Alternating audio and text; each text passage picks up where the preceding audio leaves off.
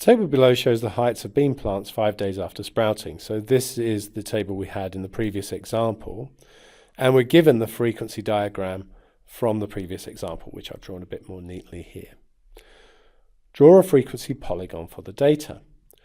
Now, what the frequency polygon does is it goes to the midpoint. So in this case, in the midpoint of 5 and 9 is 7, goes to the midpoint of each bar.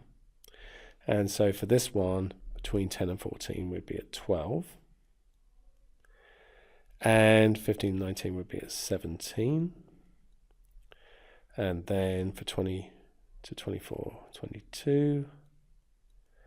And 25 to 29 is at 27. And we join them with a straight line, which again, you should use a ruler for.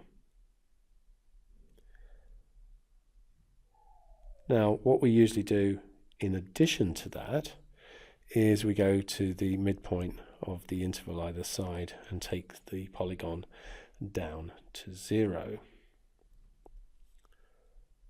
like so. And of course, you can draw the polygon without having the actual frequency diagram, because all you need to do is figure out where those midpoints are. So here, when I looked at that, I know that the midpoint of there is 7 and the frequency is 7, so I just need to put a cross at 7, 7.